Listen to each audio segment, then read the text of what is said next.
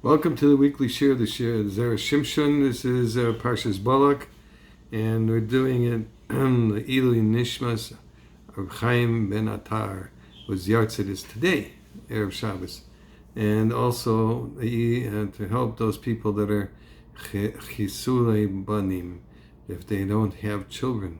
It's a shame we have all those people in mind that really need desperately to have our help, have Hashem's help. So this is from Parshas Balak. It says, "Es asher tevorach mevorach, es asher v'asher ta'or you are." Those that you that they will bless are blessed, and whom you will curse will be cursed.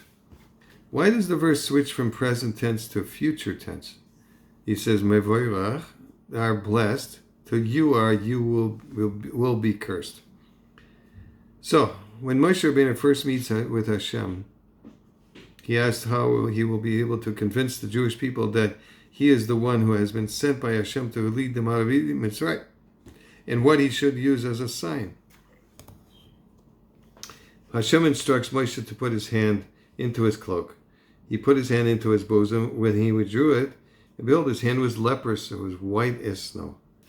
Okay, Rashi points out that when it came to healing his hand, the Torah writes he withdrew it from his cloak, and it became again like the rest of his flesh, which implies that it had already been healed even before he removed it from his cloak. Rashi explains that the reason this occurred is because good tidings come faster than bad ones. Therefore, Hashem gave him tzoras only after he removed his hand from his cloak. But when it was time for Hashem to restore his hand to its original healthy condition, it happened much faster. Done. It's the same here that says there, Shimshon. When it comes to giving someone a bracha, in this case, when Bilam blessed the Jews, the bracha occurred immediately. Mivorach, being present tense. However, when the Torah is referring to Bilam cursing the Jews, it says you are. The curse will happen in the future. But maybe it will, and maybe it won't. This is why the verse switches from present to future tense. That's from the Zera Shimshon and Ois Aleph. Okay, now the Segula for today is both Bilam and Balak hated the Yidden intensely. Hate is a powerful weapon and causes terrible damage to those at whom it is aimed. Yet at the same time, the hate will rebound at the hater and will hurt him too with equal power. As in everything in life, hate has a counterbalance, and in this case, the counterbalance I'm referring to is the power of love, which has the power to achieve incredible results. I'm having trouble here with this. So speaking of love and Mesiras Nefesh for Klal Yisrael, I want to tell you about a Maggid Shir who delivers a weekly shir in Zera Shimshon, and the incredible and serious nefesh he exhibits to do never miss a shir no matter what. There's no question that his behavior stems from a tremendous sense of love for those who attend his shir and who receive chizuk from the Torah he teaches them on a regular basis. The weekly shir takes place in a shul called Har Tzvi in the Geula section of Yerushalayim. One week, this Maggid Shir decided to take his family to Tzfas for an extended weekend vacation. Wanting to maximize their time up north, his family decided to leave for Tzfas on Thursday morning. He couldn't go with them since he didn't want to miss giving his Zera Shimshon shir. He therefore decided that he would leave for Tzfas on the last bus of the night, which was slated for departure around 11 o'clock that evening. Taking that particular bus meant that he wouldn't be sleeping much that night, but he didn't want to miss the shir and was ready to be Meiser Nefesh a little bit for the schus. It was Bein Hazmanim, and there were lots of people at the bus stop, all of them anxiously awaiting to board the same bus. But by the time every suitcase and hat box and stroller had been stowed beneath the bus, and every single person was finally on board, 11 o'clock was long gone. It was already past midnight. He He was utterly exhausted even before the bus finally hit the highway. But there were a few hours to go before they'd get to Sfas, and he would see a bed. The ride actually took longer than he had anticipated and was only reached the serene, peaceful streets of the holy city of Sfas at 4:30 in the morning.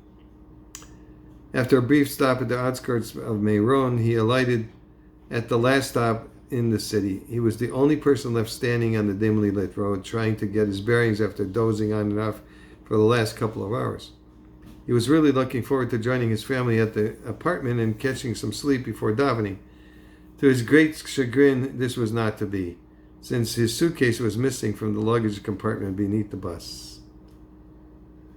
In the darkness, someone had taken his suitcase. Now he was left standing in the middle of the night in major trouble. His tefillin were in the suitcase, as were his Shabbos clothes. He stood there on the street corner for about a minute, his thoughts whirling through his mind. Shabbos Nachamu was that evening, and as things stood right then, he was going to welcome the Shabbos queen wearing his weekly clothing. Worse than that, what about davening in the morning? The Maggid Shir was then struck by a horrifying thought. His name was nowhere to be found in that suitcase. His tefillin bag had his initials embroidered into it, but not his name. There was nothing in the suitcase that gave any hint as to who he was. It was a catastrophe. He contemplated that his cell phone rang. As he contemplated that thought, his cell phone rang. He answered the phone, and a man on the other end said, "Excuse me, but did you by any chance leave your suitcase in Meron?" "How did you find my suitcase?" "It's like this," the man explained. "I got off the bus in Meron, planning to take a taxi from there to Afula, where I live. As I was about to get into the taxi, I took another look at my bag, and I realized it wasn't mine. As soon as I saw that I had mistakenly taken someone else's bag, I asked one of my friends who was staying in Meron if I could leave your suitcase with them, and he agreed. Now all you need to do is go to Meron and pick it up. And while I'm very sorry that I took your suitcase by mistake, I'm happy that I realized my error before the taxi left Meron for Afula, because otherwise things would have become much more complicated." "Wait a second," the Maggid Shir said. "How did you find my phone number? I'm almost positive that I didn't leave any identifying information in the suitcase."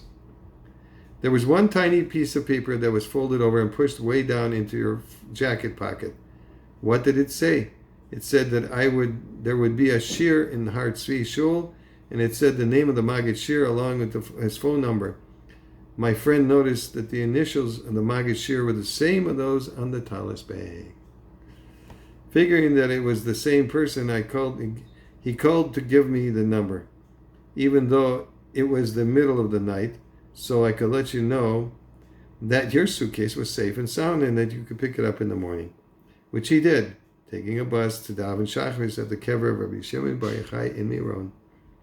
When reflecting on what happened to him that night, the Maggid Shir felt the Zera Shimshon had been on his side through the trials of a journey that seemed to never end, ensuring that someone who had been Meiser Nefesh to teach his Torah would not end up suffering as a result. Have a wonderful Shabbos. I get the good Shabbos and have all the blessings of the Orach Chaim HaKodesh on your head. Kol Tuv.